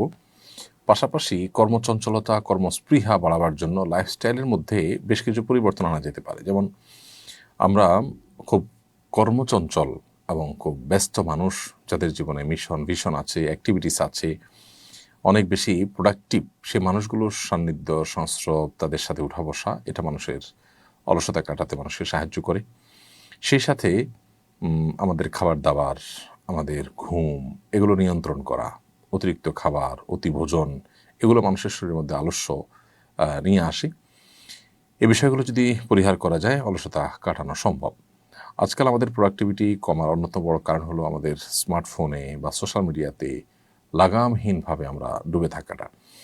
আমরা যদি সেগুলোর ব্যবহারের মধ্যে একটা লিমিটেশন আনতে পারি, নির্দিষ্ট সময় ঠিক করি যে আমরা দিনের এই সময়টা লক করে দিলাম যে এটা আমি মোবাইলকে সময় দিব, এর বাকি সময়টা আমি মোবাইলে হাত দেবো না পারতপক্ষে, তাহলে সেক্ষেত্রে অনেকটা প্রোডাক্টিভিটি বাড়ানো সম্ভব। রাতে তাড়াতাড়ি ঘুম, সকালে ভোর থেকে উঠে কাজে লেগে যাওয়া, এটাও প্রোডাক্টিভিটি বাড়ানোর জন্য অনেক বেশি ইফেক্টিভ একটি বিষয়। আমি একটি প্রাইভেট প্রতিষ্ঠানে চাকরি করি, এখানে অতিরিক্ত সময় কাজ করতে হয়। প্রতিষ্ঠান অতিরিক্ত ডিউটির বিপরীতে 30 টাকা প্রতি ঘন্টা মজুরি দেয়, অথচ একটা গার্মেন্টস ও শ্রমিককে এর চেয়ে বেশি মজুরি দেয়। আমার প্রতি আমার প্রতিষ্ঠান জুলুম করছে কিনা? প্রিয় দর্শক, আসলে আপনার প্রতিষ্ঠানে আপনি কী ধরনের কাজ করছেন না করছেন আমি জানি না। সবচেয়ে বড় কথা হলো যে আপনাকে কর্তৃপক্ষ অতিরিক্ত ডিউটির যে বিনিময় এটা জানিয়ে দিবেন, সেটা আপনি ভালো লাগলে করবেন, আর যদি আপনার না পোষা আপনি করবেন না। আর যদি আপনাকে অতিরিক্ত ডিউটি করতে বাধ্য করা হয় যে এইটা মূল্যে আপনাকে অতিরিক্ত ডিউটি করতেই হবে, তাহলে সেটা অবশ্যই আপনার প্রতি জুলুম। রোজা রাখার ক্ষেত্রে সাহারি খাওয়ার গুরুত্ব কতটুকু? সাহারি ছাড়া রোজা রাখলে রোজার কি পূর্ণতা থাকবে? সাহারি ছাড়াও রোজা রাখলে রোজা হয়ে যাবে, কারণ সাহারি খাওয়াটা রোজার জন্য ফরজ কিংবা ওয়াজিব না, সুন্নাহ। নবী সাল্লাল্লাহু আলাইহি ওয়াসাল্লাম বলেছেন, তাসাহহারু ফাইন্না ফিস সাহরি বারাকা, তোমরা সাহারির খাবার খাও, কারণ সাহারির খাবারের মধ্যে বারাকা রয়েছে। সেজন্য আমরা সাহারির খাবার গ্রহণ করার চেষ্টা করব।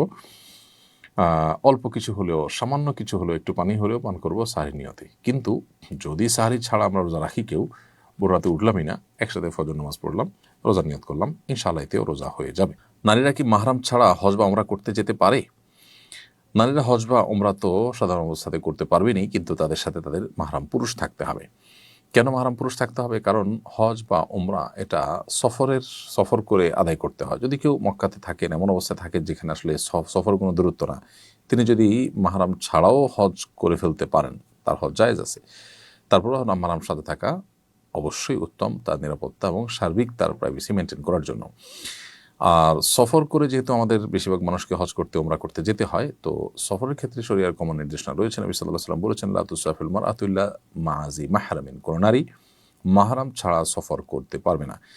এখানে সফর করতে যে নিষেধাজ্ঞা দেওয়া হয়েছে মাহরাম ছাড়া নারীকে, সেটা হলো এই কারণে যে নারী মাহরাম ছাড়া একাকী সফর করলে কোথাও হঠাৎ অসুস্থ হয়ে পড়লে তিনি কী করবেন? আমরা একবার সম্ভবত সুইডেনের একটি জায়গায়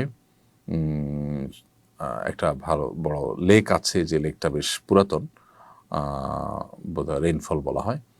এই লেকের ওখানে দেখেছি এক বাংলাদেশি দম্পতি, তারা গিয়েছেন ঘুরতে, হঠাৎ করেই ভদ্রমহিলা অসুস্থ হয়ে পড়লেন এবং একেবারে নাক দিয়ে রক্ত পড়া শুরু হয়ে গেল এবং তিনি পড়ে গেলেন ফ্লোরে।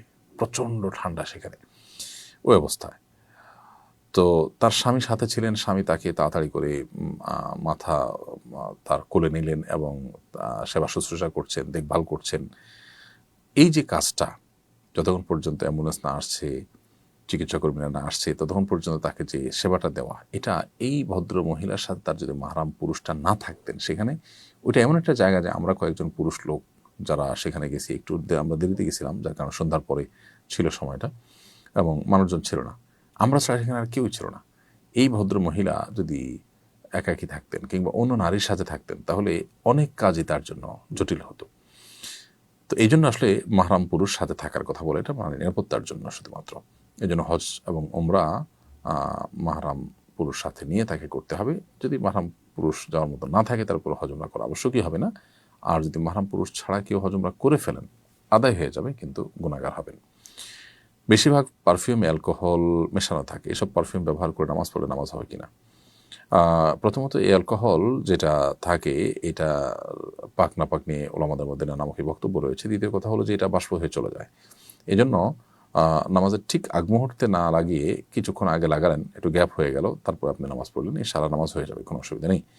আর বিশুদ্ধ মত অনুযায়ী এটা আমাদের পবিত্রতার ক্ষেত্রে কোনো প্রকার ছেদ ফেলবে না, অর্থাৎ এটি আপনি ব্যবহার করতে পারবেন। মার্কেট থেকে কিনে আনা নতুন কাপড় না ধুয়ে নামাজ পড়া যাবে কিনা? নতুন কাপড় কিনে আনার পর ধোয়া ছাড়াই নামাজ পড়তে চাইলে পড়তে পারবেন, যদি সেখানে কোনো নাপাক দৃশ্যমান না থাকে। নতুন পোশাক কোথা থেকে এসেছে, কার হাত হয়ে এসেছে, না জানে পাক না পাক থাকতে পারে, এরকম সন্দেহ সংশয়ের ভিত্তিতে কোনো বিধান শরীয়তে সাব্যস্ত হয় না। যেহেতু আপাতদৃষ্টিতে সেখানে কোনো নাপাক নেই এবং নাপাক এখানে লাগার বাহ্যত কোনো কারণ নেই, কোনো অ্যাক্সিডেন্টাল কেস ছাড়া, সেজন্য সেটাকে পবিত্র ধরা হবে এবং সেটা পরে সালাত আদায় করা যাবে। তবে স্বাস্থ্যগত কারণে বা অন্য কোনো কারণে আপনি এটাকে ধুয়ে পরিচ্ছন্ন করে সালাত আদায় করতে চান, সেটা ভিন্ন বিষয়, কিন্তু শরিয়ার কোনো নিষেধাজ্ঞা এখানে নেই। রমজান মাসে মাঝে মধ্যে সাহরির ওয়াক্ত শেষ হয়ে যাওয়ার 1-2 মিনিট পরেও খাবার খাওয়া হয়ে যায়, এটি কি রোজা হবে? সাহরির ওয়াক্ত শেষ, ফজর ওয়াক্ত শুরু, এই ফজর ওয়াক্ত শুরু হওয়ার পর যদি আপনি সাহরি খান, অল্প স্বল্প খান, তাতেও ওই রোজাটি হবে না এবং এই রোজা আপনাকে পরে রেখে দিতে হবে। আর প্রথমত নবী সাল্লাল্লাহু আলাইহি ওয়াসাল্লামের একটি হাদিস রয়েছে যে তোমাদেরকে বেলালের আজান যেন ধোকায় ফেলে না দেয়, এবং তিনি ওই আজানের পরও হাত থাকা বা খাবার শেষ করতে বলেছেন। এই আজানটা হলো মূলত ভোর রাতের যে আজানটা হয়ে থাকে সেটি ফজরের আগে। ফজরের ওয়াক্ত হওয়ার পর যে আজান, সেই আজানের পর আর খাবারের কথা নবী সাল্লাল্লাহু আলাইহি ওয়াসাল্লাম বলেছেন কখন, এরকমটি জানা যায় না। আর কোরআনে আল্লাহ তাআলা বলেছেন যে কুলু ওয়াশরাবু হাত্তা ইয়াতাবায়ানা লাকুমুল খাইতুল আবয়াদু মিনাল খাইতিল আসওয়াদি মিনাল ফাজর, তোমরা পানাহার করো, সাহরির খাবার খাও ততক্ষণ পর্যন্ত সাদা আভা এটা প্রকাশিত না হয়ে না যায়। তো ফজর ওয়াক্ত শুরু হয়ে যাওয়া মানে সাদা আভা প্রকাশিত হয়ে যাওয়া, তো এরপরে আর খাওয়া যাবে না, কারণ আয়াত কিন্তু আমাদেরকে নিষেধ করেছে। শান্ত খান আপনি লিখেছেন, আমি আমার বাবার বাড়ি থেকে যে সম্পদ পাবো, সে সম্পদ যদি আমি আমার ভাই এবং বাবা আমাকে না দেন, তাহলে আমার করণীয় কি? আমার সন্তান বলে আমি যদি আমার বাবার বাড়ির সম্পদ না নিয়ে আসি সে আমার উপর দাবি রাখবে, এক্ষেত্রে আমার করণীয় কি? সম্ভবত কোনো বোন আইডি থেকে প্রশ্ন করেছেন। এই প্রশ্নের উত্তর হলো যে আপনার সন্তানের এই কথা বলার কোনো রাইট নেই। আপনি আপনার বাবার বাড়ি থেকে সম্পদ না আনলে সে আপনার পরে কী দাবি রাখবে? দাবি রাখার কোনো রাইট বা অধিকার তার নেই।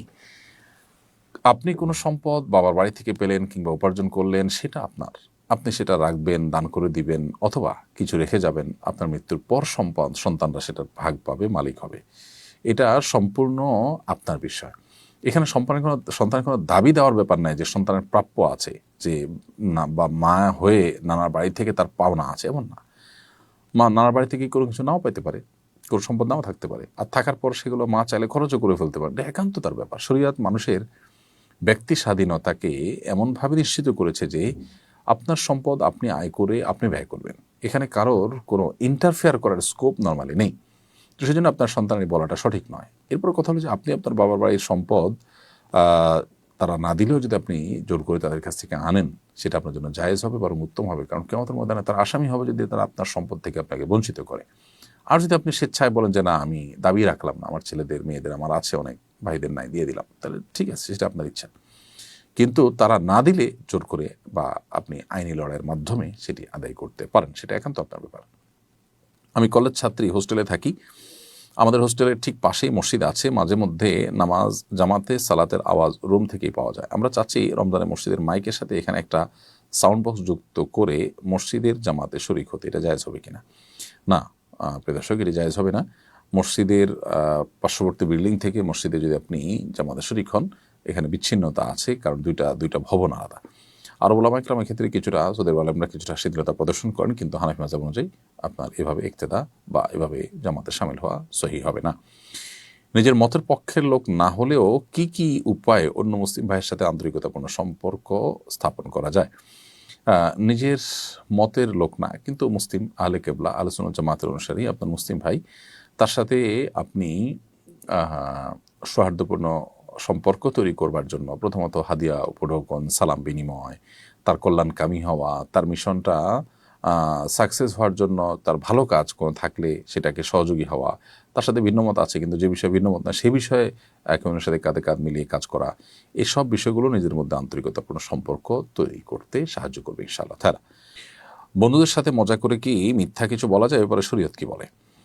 আমাদের তরুণদের অনেকের মধ্যে এই ব্যাধিটি বেশ মারাত্মকভাবে দেখা যাচ্ছে যে রসিকতা করে মিছামিছি তারা অসত্য কথা বলছেন, মিথ্যা কথা বলছেন এবং মনে করছেন যে এটা পার্ট অফ বিনোদন, এটা তো সিরিয়াস না, তাহলে গুনাহ হবে না।